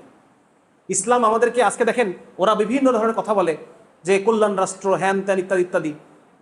হ্যাঁ, কিন্তু ইসলাম আমাদেরকে এমন এক রাষ্ট্র দিছে যেই রাষ্ট্রে একজন নারী, তার শরীর ভর্তি গহনা, সে 1200 কিলো পথ একা আসছে, তার দিয়ে কেউ চোখ তুলে তাকায় নাই। তাকে সাহাবীরা জিজ্ঞেস করছে মদিনা আসার পরে যে তুমি যে 1200 কিলো আসলা, তুমি রাস্তায় মানুষকে কেমন পাইছো? বলে যে ঘরে আমি ঢুকছি মনে হচ্ছে সেই ঘরটাই আমার, ওই ঘরের পুরুষটাকে মনে হয়েছে ইনি আমার ভাই, ওই ঘরের মহিলাটাকে মনে হয়েছে ইনি আমার মা, আমার বোন, যেখানেই গেছি এরকম পাইছি। তাহলে এইরকম রাষ্ট্র আর আমাদেরকে দিতে পারছে এখন পর্যন্ত? আমেরিকা পারছে? হ্যাঁ, আমেরিকাকে আমরা মনে করি যে এটা খুব গণতন্ত্রের সবচাইতে বড় উদাহরণ, নাকি? আমেরিকা গণতন্ত্রের সবচেয়ে বড় উদাহরণ না? তাহলে দেখেন আমেরিকা কি হয়। আমি একটু আপনাদের বলি, আপনারা বিরক্ত হচ্ছেন, অনেকে চলে যাচ্ছে, রাতও হয়ে গেছে, চলে যাওয়া স্বাভাবিক। আমেরিকাতে প্রতি বছর 30 লক্ষ ভায়োলেন্ট ক্রাইম মানে বুঝছেন, আমার পকেট মেরে দিয়ে চলে গেল, এটা ভায়োলেন্ট ক্রাইম না, আমার রক্ত ঝরে নাই, ঝরছে। ভায়োলেন্ট ক্রাইম মানে যেখানে রক্তারক্তি অবস্থা, রক্ত ঝরতে হবে, ওটাকে বলা হবে ভায়োলেন্ট ক্রাইম। কতগুলো হয় আমেরিকাতে? 30 লক্ষ প্রতি বছর। একটু কল্পনা করেন, আপনারা তো লক্ষ বলে লক্ষ মনে করেন যে লক্ষ আবার কি?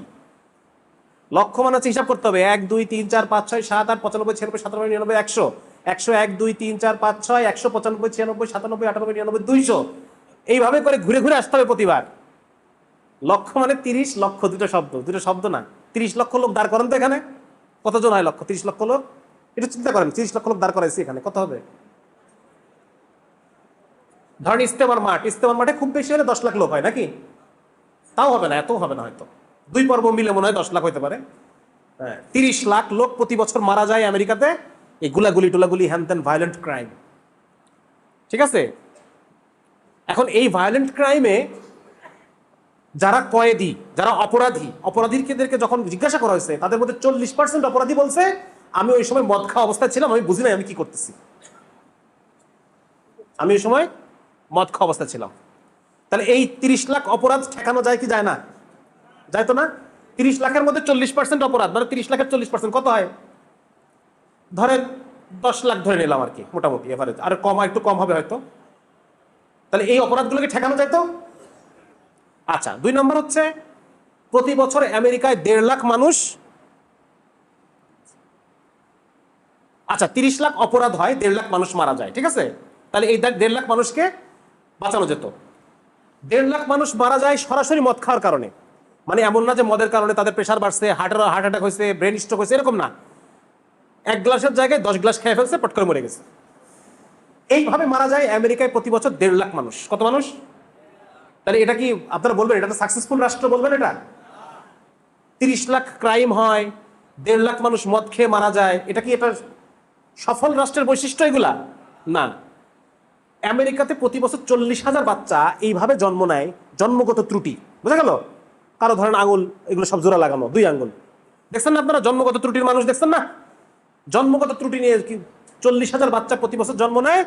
কেন? কারণ তার মা মদ খাইতো, কারণ তার মা। তাহলে এই 40,000 বাচ্চাকে সুস্থ বাচ্চা হওয়া সম্ভব ছিল কি ছিল না? ছিল। আচ্ছা, আরেকটা হচ্ছে আমেরিকায় প্রতি বছর মদ খাওয়ার কারণে, যেমন মদ খাইছে গাড়ি মারি দিচ্ছে কোনো একটা গাছের সাথে, মদ খাইছে এমন ঘুমাইছে পরের দিন অফিস আসতে পারে না, এরকম আছে না? এগুলোর কারণে আর্থিক একটা ক্ষতি হয় না? একটা ক্ষতি হয়। এটা কত হয় আমেরিকাতে? প্রতি বছর $223 বিলিয়ন। কত বিলিয়ন ডলার? বাংলাদেশের রিজার্ভ কত? কয়দিন আগে হাসিনার সময় নাম ছিল কততে বলেন না? 16তে নাম ছিল। আর ওরা $223 বিলিয়ন প্রতি বছর নষ্ট করে মদ খেয়ে, $223 বিলিয়ন মার্কিন ডলার। তাহলে দেখেন এই যে এতগুলো ক্ষতি, এতগুলো ক্ষতি থেকে বাংলাদেশ বেঁচে আছে না? কেন বেঁচে আছে বলেন তো? কেন বেঁচে আছে? ইসলামের কারণে। অনেকে দেখবেন কই নিজুম মজুমদার এরকম আরো কিছু শয়তান আছে, কোশ্চেন তোলে যে আলেম ওলামা কি তাদের বিন্দুমাত্র ভূমিকা নাই দেশের পিছনে। তাহলে আলেম ওলামা যে প্রতি বছর এই বিলিয়ন বিলিয়ন ডলার আমাদেরকে বাঁচায় দিচ্ছে, এটা কারা বাঁচাচ্ছে বলেন? আলেম ওলামারা পুরো দেশ ধরে ওয়াজ করতেছে, আর মানুষের মধ্যে ইসলামকে তারা জায়গায় রাখছে। তাহলে এই আমেরিকা কি একটা আদর্শ রাষ্ট্র হলো এই গণতন্ত্র পাঠশালা থেকে দিতে? আর বিপরীতে আমরা এই গণতন্ত্র, মানে ওদের ওই গণতন্ত্র নাই আমাদের, আমরা মুসলমান, আমরা ইসলামই আমাদেরকে এই এতগুলো সমস্যা থেকে ইসলাম আমাদেরকে বাঁচায় রাখছে। এটা শুধু মদ দিয়ে দেখালাম, মদ, আরো সবকিছু দিয়ে উদাহরণ দেখানো যাবে না? হ্যাঁ, বাল্য আমেরিকায় যে কি বলে এই যে ফ্রি সেক্স, এটা দিয়ে দেখানো যাবে। আমেরিকায় যে জুয়া, এটা দিয়ে দেখানো যাবে। ক্যাসিনোগুলোতে জুয়া হয় বিরাট আকারে। আমেরিকায় যে গাঁজা বৈধ করে দিচ্ছে আমেরিকা, এটার কারণে কি সমস্যা দেখানো যাবে। হ্যাঁ, যত সমস্যা সবকে দেখা যাবে, যেটা ইসলাম আমাদের দেশ আমাদের সমাধান করছে, মুসলমান দেশ, ঠিক কি না? তাহলে আবার আমি যে বলতেছিলাম যে ইসলামের বিজয়ে মানব জাতি কি পাবে, এই যে এতক্ষণ পর্যন্ত আলোচনা করলাম, এই 40,000 বাচ্চার জীবনটা বেঁচে যাবে, এই 1.5 লক্ষ মানুষের প্রাণটা বাঁচানো সম্ভব, এই 30 লক্ষ যে অপরাধ হয়, রক্তারক্তি, ভায়োলেন্ট ক্রাইম, এই 30 লক্ষ অপরাধ দমন করা সম্ভব, এই বিলিয়ন বিলিয়ন ডলার মানুষের রক্তের ঘামের ট্যাক্সের টাকা, কষ্টের টাকা বাঁচানো সম্ভব। এই জন্য কি লাগবে? সেকুলার রাষ্ট্র নাকি? সেকুলার রাষ্ট্র দিয়ে হবে? হয়েছে আমেরিকা হয়েছে? কি লাগবে বলেন? ইসলাম লাগবে। একমাত্র ইসলাম পারে মানুষকে মানুষের জীবন দিতে। আজকে মানুষ তো জানোয়ারের জীবন যাপন করতেছে। এই যে 1.5 লাখ মানুষ মদ খেয়ে মারা গেল, এটা কোনো মানুষের জীবন? হ্যাঁ, এই যে শিশু বাচ্চা জন্মগত ত্রুটি নিয়ে জন্মগ্রহণ করছে, ওর কি এটা মানুষের জীবন? মানুষকে মানুষের জীবন যদি দিতে হয়, সেটা কে দিবে বলেন? একমাত্র ইসলাম দিতে পারবে। আর কেউ দিবে? একমাত্র শরিয়া দিতে পারবে। শরিয়া, শরিয়া ছাড়া কোনো সমাধান নাই। লা হাল্লা ইল্লা শরিয়াতি, শরিয়া ছাড়া কোনো সমাধান নেই। এজন্য আমাদের কোনো ভোট, কোনো নোট, অমুক দল তমুক দল আসবে, অমুক দল দিয়ে তমুক দল আসলে আমাদের সমস্ত সমস্যার সমাধান হয়ে যাবে, সমাধান হবে না। লাগবে একমাত্র ইসলাম। এবং ইসলাম আসবে কোন পদ্ধতিতে? উদাহরণ দেই, ধরেন আপনার সাথে জাকারিয়ার সাথে আমি ফুটবল খেলতে নামছি। এখন ফুটবল খেলার সময়ে যখন জাকারিয়া গোল করতেছে, তখন আমি বলতেছি যে এই বারটা বসানো ভুল আছে, এই বারটা একটু 5 ফিট ডানে সরবে, অতএব জাকারিয়া তোমার গোলটা হয় নাই, ঠিক আছে? আর আমি যখন শট নিচ্ছি, বারের পাশ দিয়ে যাচ্ছে, তখন জাকারিয়াকে আমি বলছি জাকারিয়া এই বারটা একটু ডানে সরবে, তার মানে আমার এই গোলটা হয়েছে। জাকারিয়া কোনোদিন জিততে পারবে আমার সাথে? ও জিততে পারবে কোনোদিন? তাহলে গণতন্ত্রের মধ্য দিয়ে আপনি কিভাবে ইসলাম নিয়ে আসবেন আমাকে বলেন? এই নিয়ম কারা বানাইছে? এই নিয়মগুলো কারা বানাইছে? এটা তো ওদের বানানো, যেন কোনোদিন এই পৃথিবীতে ইসলাম আসতে না পারে, যেন কোনোদিন এই পৃথিবীতে ইসলাম আসতে না পারে, সেই জন্য ওরা নিয়মগুলো বানাইছে। মিশরের শেখ মুরসি রহমতুল্লাহ আসছেন না ক্ষমতায়, জনগণের বিপুল ভোটে উনি ক্ষমতায় আসছেন। 6 মাস, কয় মাস? 6 মাস সরাই দিচ্ছে, কেউ কোনো কথা বলবে না, ওরাই সরাই দিবে। যারা এতদিন গণতন্ত্র বলে বেচতেছে আমাদের কাছে, ওরাই সরাই দিবে। আমাদের একজন বিখ্যাত তাত্ত্বিক, এই বর্তমানে যারা এই ছাত্র আন্দোলনের একজন বড় মুরব্বী, সাদা, হ্যাঁ, লালন ইসলাম এর একজন বড় একজন অ্যাডভোকেট, তাকে জিজ্ঞাসা করা হয়েছে, জামাত যদি সবার ভোট নিয়ে ক্ষমতায় আসে তাহলে মানবেন আপনি? কি বলছে উনি? বলছে শুধু ভোটে জেতার নাম গণতন্ত্র না। কিন্তু আমার জামাতে ইসলামের যে ভাইরা আছে তারা এখনো ভুলের মধ্যে আছে, তারা মনে করছে আমরা জিতে আসলে সবাই আমাকে মেনে নিবে, কেউ আপনাকে মানবে না। ও তো বলেই দিল যে ভোটে জেতার নাম গণতন্ত্র না, গণতন্ত্র মানে অনেক কিছু। তার মধ্যে অন্যতম হচ্ছে এই যে ব্যক্তি স্বাধীনতা, এই যে পোশাকের স্বাধীনতা, অবাধ স্বাধীনতা, এগুলো মানলে আপনি ইসলাম কায়েম করতে পারবেন? হ্যাঁ, ব্যক্তি স্বাধীনতা, পোশাকের স্বাধীনতা মানতেছেন, আবার ইসলাম কায়েম হবে একসাথে? কিভাবে হবে? তাহলে তো হলো না। তাহলে আপনাকে ইসলাম ছেড়ে ব্যক্তি স্বাধীনতা করতে হবে। সুতরাং যে স্বপ্ন আপনারা দেখতেছেন এবং দেখাচ্ছেন, যুব সমাজ বুঝতে পারতেছে এই স্বপ্নটা ভুল, এভাবে হবে না। কারণ যুব সমাজ 24-এর ছাত্র আন্দোলন দেখে ফেলছে। যুব সমাজের সামনে আফগানের শরিয়া কায়েম আছে, একটা সময় ছিল না আমাদের সামনে এগুলা। তখন মানুষকে এবিসিডি বোঝানো গেছে, এখন মানুষকে আর এবিসিডি বোঝানো। তাদের সামনে সোমালিয়ায় শরিয়া কায়েম আছে, তাদের সামনে মালিতে শরিয়া কায়েম আছে, তাদের সামনে 24-এর ছাত্র অভ্যুত্থান আছে, তাদের সামনে ইরান বিপ্লব আছে, কিভাবে কায়েম করতে হয় তারা জানে। এখন দেখে ফেলছে তারা এটা। এখন তাদেরকে আর এগুলো এলোমেলো জিনিস খাওয়ায় যুব সমাজকে ভুল বুঝে রাখা যাবে না। তারা এখন বুঝে গেছে, তাদের মধ্যে এখন ইসলামের পিপাসা, তারা বুঝে ফেলছে ইসলাম ছাড়া কোনো সমাধান নাই। আজকে ওই ব্রাজিলের কিশোরী মেয়েটাকে যদি বাঁচাইতে হয়, ইসলাম আমাকে কায়েম করতে হবে, ওই দেশ পর্যন্ত ইসলাম কায়েম করতে হবে আমাকে। আজকে আমরা বুঝে গেছি। সুতরাং এখন আর এদেরকে দাবায় রাখা যাবে না, এদের সামনে এখন সত্যকে উন্মোচন করতে হবে। যার কারণে ভাই আপনাদের সামনে আমার আজকে আলোচনা সারমর্ম হচ্ছে এটা, যে ইসলাম আমাদেরকে সব দিয়েছিল এক সময়, আমরা এটাকে পায়ে ঠেলছি।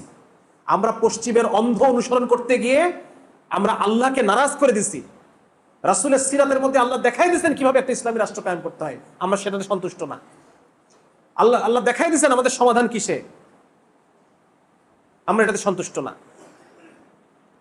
এবং এই পৃথিবীতে মুসলমানরা ভাইসে আসে না, এই পৃথিবীতে মুসলমানরা এই পৃথিবীর প্রতি ইঞ্চিতে ইঞ্চিতে, প্রত্যেকটা বিজ্ঞানে, প্রত্যেকটা মেশিনে, কম্পিউটারে, মাইকে, প্রত্যেকটা জায়গায়, চশমায়, সমস্ত জায়গায় মুসলমানদের অবদান আছে। সুতরাং তুমি যদি বলে থাকো যে হুজুরদের অবদান নাই দেশের জন্য, মুসলমানদের কোনো অবদান নাই দেশের জন্য, এই সমস্ত মানে তথ্য গোপন আর তথ্য চুরি এখনকার মানুষ আর খায় না। হ্যাঁ, সুতরাং এটা আমরা নিজেরা জানবো, আমাদের এই পৃথিবীতে কি অবদান, এই সভ্যতার পিছনে আমাদের কি অবদান, এটা আমরা জানবো। এবং আমাদের শিশুদেরকে ওরা যে হীনমন্য করে রাখছে যে মুসলমানদের কোনো অবদান নাই, তাদের পাঠ্যপুস্তকে বিভিন্ন জায়গা থেকে মুসলমানদের অবদানকে তারা সরাই দিছে। আজকে ওদের ফিজিক্স বই খোলেন, ওখানে মুসলমানদের নাম নাই, কেমিস্ট্রি বই খোলেন মুসলমানদের নাম নাই, বায়োলজি বই খোলেন মুসলমানদের নাম নাই, কোনোখানে মুসলমানদের নাম ওরা বাকি রাখে নাই। আজকে আপনি ওদের সমাজ বিজ্ঞান বই খোলেন, দেখবেন যে বলছে বখতিয়ার খলজি ডাকাত, অমুক ডাকাত, তমুক ডাকাত। আরে বেটা, বখতিয়ার খলজি এই দেশে এসে তোমার আমার মাকে বাঁচাইছে পুড়ে মরার হাত থেকে। তোমরা তো মেয়েদেরকে পুরাই মারতা, ঠিক কিনা? জীবন্ত পুরাই মারতো তোমরা মেয়েদেরকে, বখতিয়ার খলজি এসে ওই মেয়েদেরকে বাঁচাইছে, ঠিক কিনা? তোমরা তো মেয়েদের বুকে কাপড় রাখতে দিতে না। কোনো মেয়ে যদি স্তন ঢাকে তাকে কর দিতে হবে, স্তন কর, ট্যাক্স দেওয়া লাগতো। বখতিয়ার খলজি এসে বাঁচাইছে ওই মেয়েকে। তোমরা তো পোশাকও পরতে জানতো না, তোমরা খালি দুইটা সেলাইবিহীন পোশাক ছিল তোমাদের কালচার, একটা গায়ে দিবা আর একটা লুঙ্গির মতো পরবা। মেয়েরাও তাই, একটা হলো বুকের আর একটা হচ্ছে শাড়ি পেঁচায় শাড়ি পরে থাকতো। মুসলমান এসে তোমাকে সেলাই করা কাপড় পরা শেখাইছে, আর তোমরা বলতেছো বখতিয়ার খলজি ডাকাত নাকি? এই সমস্ত জিনিস দিয়ে আমাদের বাচ্চাদের বই ভরে রাখছে, এগুলো জিনিস দিয়ে পরিপূর্ণ করে রাখছে বইয়ের মধ্যে এগুলা। এবং এদেরই প্রেতাত্মাগুলো মুসলমান নাম ধারণ করে আমাদেরকে এখন পর্যন্ত শাসন করতেছে। এই ব্রিটিশের প্রেতাত্মা আর এই যে ব্রাহ্মণদের প্রেতাত্মা, এইগুলো এখনো পর্যন্ত আমাদের দেশকে, এরা কালচারাল এলিট হয়ে, দেখেন না, ওই সংসদ ভবনের সামনে ঘেরাও করলেও কোনো সমস্যা নাই, প্রথম আলো অফিস ঘেরাও করলেই সমস্যা। তার মানে বোঝা যাচ্ছে কারা আমাদেরকে চালাচ্ছে। এরা আমাদেরকে কন্ট্রোল করতেছে, নিয়ন্ত্রণ করতেছে, আমাদের উপরে শাসনের পাথর চাপা দিয়ে রাখছে যেন ইসলাম কখনো উঠে আসতে না পারে। থামাইতে পারবা না, ইসলামকে থামাইতে পারবা না। ইসলামকে থামানোর জন্য আগে বহুজন চেষ্টা করে। তাতারিরা, তোমরা কি জালেম, তাতারিরা তো আরো কয়েক লাখ গুণ বেশি জালেম। সমরকন্দ শহরে 3 কোটি পুরুষকে হত্যা করছে, সমরকন্দ শহরে। এটার ঐতিহাসিক রেজাল্ট আছে এগুলো। বুখারা শহরে কত, সমরকন্দ শহরে কত, বাগদাদ শহরে 10 কোটি মানুষকে হত্যা করছে। তোমরা কি তাতারদের চেয়ে বড় জালেম হয়ে গেছো নাকি?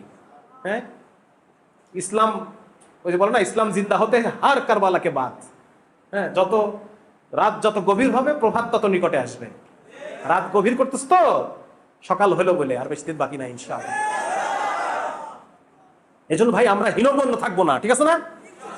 এই জমিন আমার, এই বাংলাদেশ আমার। এই বাংলাদেশে আমাদের পূর্বপুরুষ ইসলাম গ্রহণ করছে এবং এই বাংলাদেশকে সভ্য করছে। কি করছে বলেন? এই অসভ্য বাংলাদেশকে সভ্য করছে। মানুষ পোশাক ছিল না, তোমাকে পোশাক পরানো শেখাইছে। মেয়েদের সাথে যে আচরণ তোমরা করতে, বিধবা হলে পরে তার বিবাহ হয় না। একটা মেয়ে বিয়ে হয়েছে, মনে করেন যে বুড়া মানুষের সাথে মরে গেছে, এই মেয়েটা সারা জীবন আর কোনো বিয়ে হবে না। চিন্তা করা যায়? সে তার মেয়েদের বড় চুল কেটে সে ছোট করে রাখবে, সারা জীবন সে নিরামিষ খাবে যেন তার কামনা লালসা জাগ্রত না হয়। সারাটা জীবন সে সাদা শাড়ি করে থাকবে। এই ছোট্ট বাচ্চা মেয়েটা সারাটা জীবন এই জীবন তৈরি করছে তারা।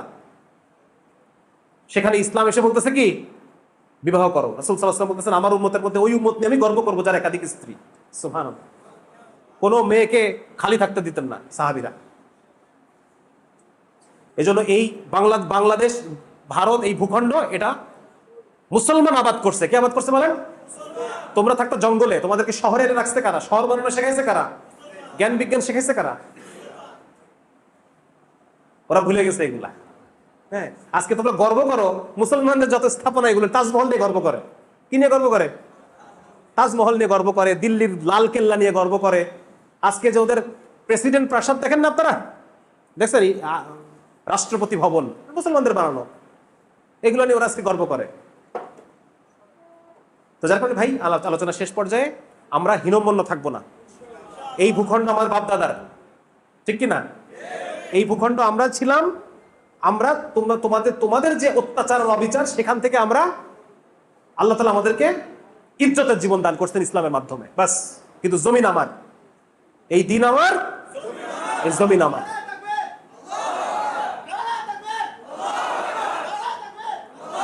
সুতরাং এই জমিনে যদি তোমরা আমাদের অস্তিত্ব বিপন্ন করার চেষ্টা করো, তাহলে এর ফল ওইটাই হবে যেটা তোমরা কামনা করতেছো।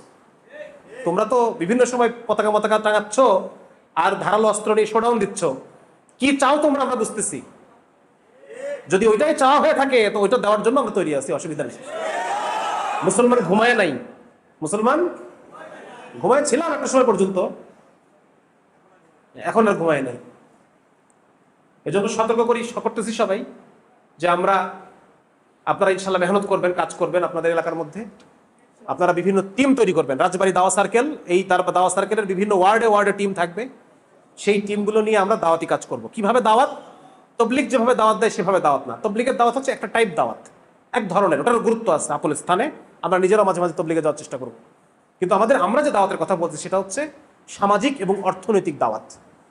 এবং সামাজিক এবং অর্থনৈতিক দাওয়াতের মধ্য দিয়ে আপনার এলাকায় প্রভাব বিস্তার করা। কি করা? এটাকে আমরা বলতেছি সামাজিক শক্তি। আমরা চাই আপনারা প্রত্যেকে, উপস্থিত যারা আছেন, প্রত্যেকে এক একজন একটা নেতা হন। এবং আপনাদের অধীনে কাজ কি? আপনার নেতা তৈরি করা। কি তৈরি করা বলেন? রাসূলুল্লাহ সাল্লাল্লাহু আলাইহি সাল্লাম একা সমস্ত মানুষের পিছনে মেহনত করেন নাই, উনি নেতা তৈরি করছেন।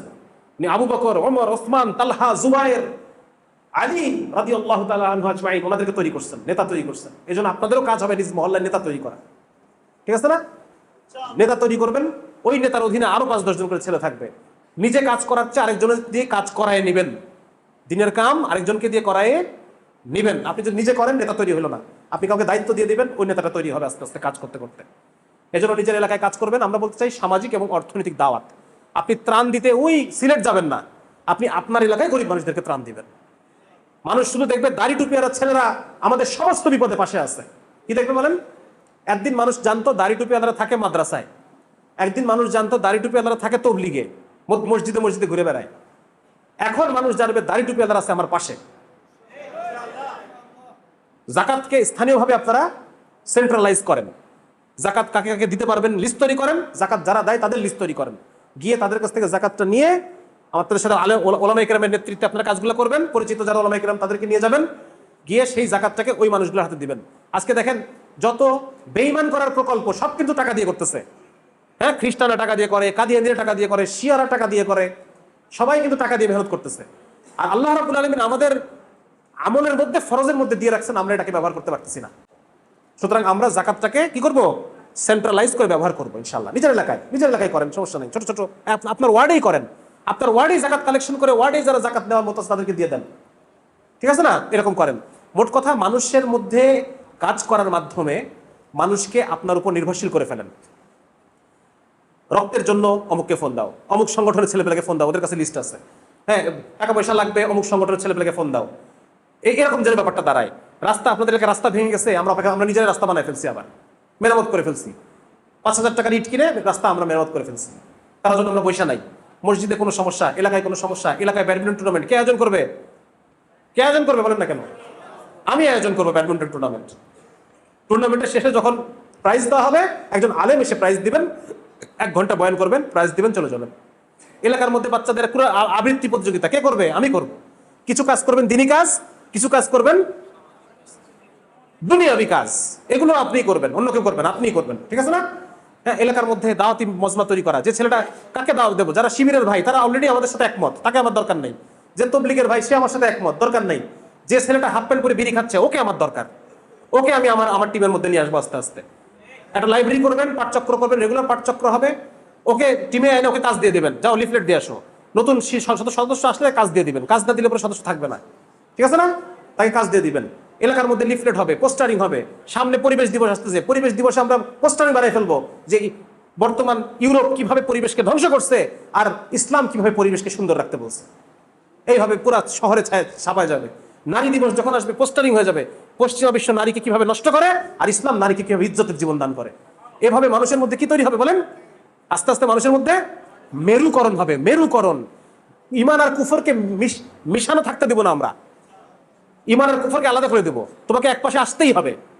রাসূল সাল্লাল্লাহু আলাইহি ওয়াসাল্লাম কি বলছেন? লাকুম দীনুকুম ওয়ালিয়া দীন, একসাথে করা যাবে না, আলাদা করে দাও। রাসূল সাল্লাল্লাহু আলাইহি ওয়াসাল্লাম হাদিস, শেষ জামানায় ইমানের তাবু এবং কুফরের তাবু আলাদা হবে। কিছু মানুষ এদিকে যাবে, কিছু মানুষ এদিকে যাবে। সুতরাং ভয়ের কোনো কারণ নাই। মানুষের সামনে আলাদা করে দেন, একসাথে থাকতে দিবেন না, আলাদা করে দিবেন। বোঝা গেছে?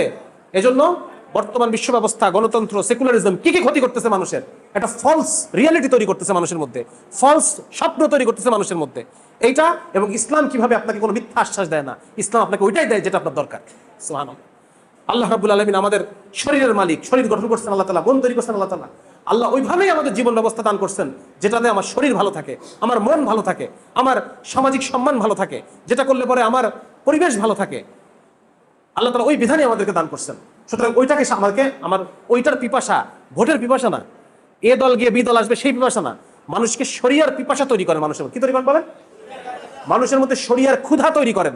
1 to 1 বসেন, 10 জন মিলে একজনের সাথে বসেন, 5 জন মিলে 5 জনের সাথে বসেন, বন্ধু বান্ধবের সাথে আলোচনা করেন, আমাদের দেশের সমস্যাগুলো কি কি, এটা সমাধান কোথায় আছে বলো। এভাবে করে আপনারা আলোচনা করবেন ইনশাআল্লাহ। আপনারা আপনাদের পাঠচক্র করবেন প্রতিদিন। এই ভূখণ্ডে ইসলামকে এবং মুসলমানকে দমন করে রাখে কারা কারা বলেন? দীর্ঘদিন ধরে এই ভূখণ্ডে ইসলামকে ব্রিটিশরা এসে দমন করছে, এখনো পর্যন্ত আমরা মুসলমান এখান থেকে উঠতে পারিনি। একের পর এক ব্রিটিশরা ক্ষমতা ছেড়ে দিয়ে গেছে। ওই ব্রিটিশরা তাদের শিক্ষা ব্যবস্থায় যে সমস্ত গোলাম প্রতিপালিত হয়েছে, সেই গোলামের হাতে ক্ষমতা দিয়ে গেছে। সেই গোলামের পরে গোলামের ফুত ক্ষমতা পাইছে, এরপর আবার গোলামের ফুত গোলাম আবার ক্ষমতা পাইছে। এখনো পর্যন্ত এইভাবে গোলামের ফুতেরা আমাদেরকে শাসন করতে আছে। ওই সময় যারা ব্রিটিশদের বিরুদ্ধে মাথা তুলে দাঁড়াইছেন, সাথে তারা হচ্ছেন আমাদের ওলামায়ে দেওবন্দ। তারা ব্রিটিশদের বিরুদ্ধে নতুন শিক্ষা ব্যবস্থা করে তুলছেন। ব্রিটিশদের বিরুদ্ধে তারা ওই আদি এবং আসল যে ইসলামের যে শক্তি, সেটাকে তারা সঞ্চয় করে রাখছেন। সেই শক্তি আস্তে আস্তে আমাদের মধ্যে এখন সঞ্চারিত হয়েছে আলহামদুলিল্লাহ। যুব সমাজ বুঝতে পারছে, হক এবং বাতিলকে তারা আলাদা করতে পারছে। সুতরাং এখন আমাদেরকে আর ব্রিটিশের গোলাম আর ওই দিল্লির গোলামরা আমাদেরকে থামায় রাখতে পারবে না। আমরা দিল্লির গোলামদেরকে চিনে ফেলছি। এই প্রথম আলো, এই ডেইলি স্টার, এরা যে কিভাবে বছরের পর বছর ইসলাম এবং মুসলমানকে ভিলেন বানানোর জন্য যারা বছরের বছর চেষ্টা করে গেছে, এটা আমরা সবাই এখন জানি, তাই না? আপনার সন্তান জঙ্গিবাদে আক্রান্ত কিভাবে বুঝবেন? দেখছেন কি লিখছে নিচে? হ্যাঁ, টাকনুর উপরে কাপড় পরে, 5 ওয়াক্ত নামাজে যায়, আর বাবা মা খুব খুশি যে সন্তান কত ভালো। মানে ভালো ছেলেগুলোই খারাপ নাকি? এইভাবে করে তারা আমাদেরকে ইসলামের সাথে পরিচয় করাই দিছে বারবার বারবার বারবার। ছাত্রলীগ নিষিদ্ধ হয়ে গেছে, বলে না নিষিদ্ধ ছাত্রলীগের 5 জন গ্রেপ্তার, বলতেছে কি নিষিদ্ধ আনসারুল্লাহ বাংলা টিমের লোক। এই যে আজকে যে শায়েখ আসছে শায়েখ রহমানি, এই সব নাম দিয়ে আনসারুল্লাহ বাংলা, উনি বলছে এই নামে কোনো সংগঠনই নাই, আমাকে তো এই জন্য গ্রেপ্তার করছে, এই নামে কোনো সংগঠনই নাই। এগুলো বানাইছে কারা? জঙ্গি ধরার আগেই জঙ্গি নাম দিয়ে দেয়। কারা দেয় বলেন? ধরা পড়ার আগেই জঙ্গি নাম দিয়ে দিছে, তারপরে তো তাকে জঙ্গি কেস লাগাই দিছে। সুতরাং এই ভূখণ্ডে ইসলাম এবং মুসলমানের প্রধান শত্রু, এটা আমি শেখ হাসিনা থাকা অবস্থায় বলতাম, এবং এই জন্য আমাকে সবাই গালাগালিজ করতো, বিশেষ করে জামাতের ভাইরা, শিবিরের ভাইরা গালিগালাজ করতো, বিএনপির লোকজন তো করতোই, মূলত তাদের উপরই যায় কথাটা। কিন্তু আমি দেখতাম যে ওদের বিরুদ্ধে কথা বললেও আমার শিবিরের ভাইরা আমার গালাগালিজ করে। আমি শুধু এটা বলতাম যে এ দল গিয়ে বিদল ক্ষমতায় আসলে আমাদের মুসলমানের সমস্যা মিটবে না, এ দল গিয়ে বিদল ক্ষমতায় আসলে মুসলমানের সমস্যা মিটবে না। এই পাঠ্যপুস্তকের সমকামিতা বিদল এসে মিটাইতে পারবে না। পারতেছে? দেখেন না আপনারা পারতেছে কিনা? পারতেছে না। কমিটির মধ্যে ঢুকাই দিছে, সামিনা লুৎফাকে ঢুকাই দিছে, যে একদম মানে একদম একনিষ্ঠ সমকামী অ্যাক্টিভিস্ট, তাকে ঢুকাই দিছে। বিপুল বিক্রমে তারা কাজ করে যাচ্ছে, সব সমকামী অ্যাক্টিভিস্টরা, আমাদের বাচ্চাকে সমকামিতা শেখানোর জন্য। পারছে? করতে পারে না। কিন্তু এই কথা বলার জন্য আমাকে যে পরিমাণ গালিগালাজ খাইতে হয়েছে, আমি বলছি যে এ দল গিয়ে বিদল গেলে আমাদের সমস্যার সমাধান হবে না, এটা একটা কালচারাল সমস্যা। এই ভারতের এবং আমেরিকার যে কালচারাল প্রভাব, এটাকে ধ্বংস করতে হবে। এবং এটাকে টিকায় রাখছে কে? যে প্রথম আলো টিকায় রাখছে, এই যে ডেইলি স্টার টিকায় রাখছে। এই দেশে ভারতের স্বার্থ, যে প্রথম আলো ডেইলি স্টার যার পক্ষে যাবে তাকে সে আরেকটা আওয়ামী লীগ বানাবে, তাকে সে আরেকটা হাসিনা বানায় নিবে। আমার কথা বুঝতে পারতেছেন কিনা? অলরেডি আমরা যারা বিভিন্ন জায়গায় কাজ করতেছি, কথা বলতেছি, অলরেডি আমাদেরকে কিন্তু এগুলো বলতেছে। আমরা কোনো জায়গায় কোনোখানে একবারও বলছি যে কোনো সশস্ত্র বাহিনী এগুলোর কথা বলছি? কোনোখানে আমরা এগুলোর কথা বলি না। বরং আমরা বলতে চাই যুবকদের উদ্দেশ্যে যে বর্তমানে বাংলাদেশের এই ভূখণ্ডে যে কোনো ধরনের সশস্ত্র আন্দোলনের ডাক, এটাকে তোমরা ফাঁদ মনে করবা। আমি বলতেছি, আসিফ আলম বলতেছে, শাহেখ হারমিজা সাহেব বলতেছে, রহমানী সাহেব একই কথা বলছে কয়েকটা জায়গায়। আমরা সবাই একই কথা বলতেছি যে এই অঞ্চলের যে কোনো সশস্ত্র যে কোনো দাওয়াত, এটা এক ধরনের ফাঁদ। আমরা এখন এই ভূখণ্ড এটার উপযোগী না। তারপরও আমাদেরকে বারবার বারবার এই শব্দগুলা, জঙ্গি, জেএমবি, এগুলো আমাদেরকে বলাই হচ্ছে একের পর এক। সুতরাং হাসিনা চলে গেছে বলবেন, আওয়ামী লীগ চলে গেছে, হাসিনা চলে গেছে, নতুন হাসিনা জন্ম হবে যদি এই প্রথম আলো ডেইলি স্টার টিকে থাকে। নতুন আওয়ামী লীগ জন্ম হবে যদি এই প্রথম আলো ডেইলি স্টার টিকে থাকে। কিছু মানুষকে এরা এমন ভাবে উপস্থাপন করবে যেন এদের হত্যা করা জায়েজ, পুরো জাতি মেনে নিবে, হ্যাঁ জায়েজ, মেরে দিবে। দেখেন না, ওই ঢাকা শহরে 7 কলেজের ছেলে পেলে মারামারি করতেছে, কেউ কিচ্ছু বলে না, তাকায় তাকায় দেখতেছে। আর গুটি কয়েক 5-10টা হুজুর প্রথম আলো অফিস সামনে গেছে, আর এমনি পুলিশের চেতনা দণ্ড খারাপ হয়ে গেছে সাথে সাথে। পুলিশ তখন তার হারানো পৌরুষ ফিরে পেয়ে গেছে নাকি? মানে হুজুর দেখলেই মারতে হবে নাকি? এই জন্য ভাই আমাদের ভূখণ্ডের সমস্যা হচ্ছে এটা, যে আমাদের সামাজিক শক্তি নাই। আমরা যারা দাড়ি টুপিওয়ালা, আমাদের সামাজিক শক্তি নেই। এখন আমাদের এই জন্য কাজ করতে হবে। রহমানী সাহেব একই কথা বলে গেছেন যে আমাদের এখন কি করতে হবে? তাওহীদের দাওয়াত দিয়ে দিয়ে মানুষের মধ্যে এমন চেতনা তৈরি করতে হবে, মুসলমান ইসলামের পক্ষে জনমত গঠন করতে হবে। এবং এরপরে আমরা আবার কোনো এক রমাদান বিপ্লব নাকি, ইনশাআল্লাহ কোন এক রমাদান বিপ্লবের মাধ্যমে আল্লাহ তাআলা, এবং আরো এখানে এমন হতে পারে যে যারা অন্যান্য মেহনত করতেছেন ভাইরা থাকতে পারেন, তাদের উদ্দেশ্যে আমরা বলতে চাই, আপনারা ভুল বুঝবেন না আমাদেরকে। আমরা কোনো ধরনের কোনো সশস্ত্র কোনো কৃষি কথা আমরা বলতেছি না, আমরা নিরুৎসাহিত করতেছি সবাইকে। এবং আমরা মানুষের মধ্যে ইসলামের ক্ষুধা তৈরি করতে চাই, এবং ইসলামের ক্ষুধা মানুষের মধ্যে তৈরি হলে এটা আপনাদেরও লাভ হবে নাকি? শুধু কি আমাদের একার লাভ হবে নাকি? সবার লাভ হবে না? যত দল ইসলামের জন্য কাজ করতে সবারই তো লাভ হবে নাকি? সবারই লাভ হবে। সুতরাং আপনারা আমাদেরকে এভাবে মুসলমান ভাইকে মজলুম বানায়েন না। কি করেন না? মুসলমান ভাইকে মজলুম বানায়েন না। হাসিনা যে কাজ করছে একই কাজ আপনারাও করেন না, প্রথম আলো যে কাজ করছে একই কাজ আপনারাও করেন না। আল্লাহ তাআলা আমাদেরকে এই আলোচনাগুলো বোঝার এবং আমল করার তৌফিক দান করুন। লাস্টে একটা জিনিস আপনাদের বলতে চাই, সেটা হচ্ছে বর্তমান সেকুলার বিশ্ব ব্যবস্থা ব্যর্থ। বর্তমান সংবিধান সংস্কারের কথা যেহেতু চলতেছে, এই আলোকে দুই একটা কথা বলে আমি শেষ করে দেব। সেটা হচ্ছে প্রথম কাজ হচ্ছে সংবিধান থেকে সেকুলারিজম বাইর করতে হবে। এই সেকুলারিজম ইউরোপের একটা ব্যর্থ প্রজেক্ট। সেকুলারিজম মানুষের দেহকে দেহের মতো কাজ করতে দেয় না। আমাদের দেহের মধ্যে যে নিয়ন্ত্রণ ক্ষমতা, এই নিয়ন্ত্রণ ক্ষমতাকে সেকুলারিজম ব্যবহার করতে দেয় না। এজন্য দেখবেন যে সেকুলারিজম ঘুষ ঠেকাতে পারে না, সুদ ঠেকাতে পারে না। আমেরিকা তো পারে নাই, সুদ ঘুষ ঠেকাতে পারে না, অত্যাচার ঠেকাতে পারে না, অফিসিয়াল দুর্নীতিগুলোকে ঠেকাতে পারে না, আত্মহত্যা ঠেকাতে পারে না, খুনাখুনি ঠেকাতে পারে না। আমি তো দেখালাম কে বলি, এগুলো ঠেকাতে পারে না, অপরাধ কমাতে পারে না। কারণ মানুষের মধ্যে আল্লাহ তাআলা যে ভিতরের ব্রেক সিস্টেম দিচ্ছেন, ওই ব্রেক সিস্টেম সেকুলারিজম দিয়ে কাজ করে না, ওইটা কাজ করে ধর্ম দিয়ে, ইসলাম দিয়ে। ইসলাম যে জান্নাত জাহান্নামের ভয় দেখায়, ওইটা মানুষের ব্রেনের মধ্যে এমনভাবে বসাই দেওয়া দরকার যাতে করে এটা তাকে সবসময় নিয়ন্ত্রণ করে। এটা করা যায়, মানুষের ব্রেনে ভাবে কাজ করে, এক জায়গার স্মৃতি থেকে পার্মানেন্ট স্মৃতি করে দেওয়া যায়। এখন এই পার্মানেন্ট স্মৃতি যদি না করেন তাহলে ওইটা আপনার কাজ করবে না। এখন ইসলামকে আমরা শুধু দেখা যায় একটু পড়তেছি, আবার বাইরে গিয়ে ইসলামকে ত্যাগ করতেছি, মসজিদের মধ্যে যে প্যান্ট বটাচ্ছি, মসজিদ থেকে বের হয়ে আবার প্যান্ট খুলে ফেলতেছি, মানে বটারও খুলে ফেলতেছি, এভাবে করে এটা কাজ করে না। সমস্ত জায়গায় যখন আপনি ইসলামকে প্র্যাকটিস করবেন তখন এটা মাথার মধ্যে আসবে। এই জন্য আমাদের কথা হচ্ছে সেকুলারিজমকে বাদ দিয়ে এখানে ইসলাম ঢুকাইতে হবে। এটা যেহেতু আমাদের 92% মুসলমানের দেশ, এখানে ইসলাম ঢুকাইতে হবে। ধর্মনিরপেক্ষতার 8% হিন্দুর জন্য ধর্মনিরপেক্ষতার দরকার নাই, তারা মুসলমানদের শাসনে নিরাপদ। 800-900 বছর মোগলরা, বাংলার সুলতানরা ইসলামী শরিয়া দিয়ে শাসন করছে, সেখানে হিন্দুরা বড় বড় পদ পাইছে, হিন্দুরা নিরাপদ। এখনকার চেয়ে নিরাপদ তখন ছিল, তখন কোনো দাঙ্গা হয় নাই, এই ব্রিটিশ আসার পর থেকে দাঙ্গা শুরু হয়েছে। সুতরাং ইসলামী শাসন হিন্দুদের জন্য কোনো ভয়ের কারণ না, ভয়ের কারণ, বরং এটা তাদের জন্য আরো বেশি নিরাপদ বসবাসের সুযোগ তৈরি করে দিবে। এর মানে এই না যে হিন্দুরা উঁচু পদে লোক পাবে না, এটা এরকম না। ইসলামী শাসন চলছে, কিন্তু আওরঙ্গজেবের সেনাপতির পদে হিন্দুরাও গেছে, সমস্যা নাই। সুতরাং এটার দ্বারা ব্যাপারটা এরকম হবে না যে আপনারা গণতন্ত্রের দ্বারা যে পরিমাণ জুলুমের শিকার হচ্ছেন এর চেয়ে আপনারা ভালো থাকবেন, ঠিক কিনা? আমরা দেখছি না, হাসিনা 16 বছর যখনই ভারত থেকে কেউ বেড়াইতে আসে তখনই হিন্দুদের বাড়িঘর পুরাই দেখি, অজানা কেউ নাকি আমরা দেখছি না? পূজার টাইমে প্রতি বছর এটা গ্যাঞ্জাম বাঁধে এবং প্রতিবারই গ্রেপ্তার হয় যুবলীগের লোক, ছাত্রলীগের লোক, অমুক লীগের লোক, তমুক লীগের লোক। খবর টবর দেখছেন আপনারা? এগুলো দেখছেন? আর আমরা তো জানি তো এগুলো কারা করে। হ্যাঁ, ওরাই করে, ওরাই আমাদের দোষ দেয় নাকি? তৌহিদের জনতার দোষ। হ্যাঁ, তো যার কারণে সেকুলারিজম একটা ব্যর্থ ব্যবস্থা, এই ব্যবস্থা চলবে না। এর বদলে ইসলামকে আনতে হবে এবং ইসলাম আনার দ্বারা অমুসলিমদের কোনো অধিকার নষ্ট হয় না, অধিকার নষ্ট হয় না। 2 নম্বর হচ্ছে, দেখেন প্রতি বছর 7 লাখ মানুষ আত্মহত্যা করে। আপনারা জানেন প্রতি বছর আমাদের একটা এসএসসি এইচএসসি পরীক্ষার রেজাল্ট বেরোলে দেখবেন যে গন্ডা 10 নাই নাকি? পরীক্ষার রেজাল্ট বেরোলে দেখবেন যে 5-10 জন নাই, দুনিয়া থেকে চলে গেছে।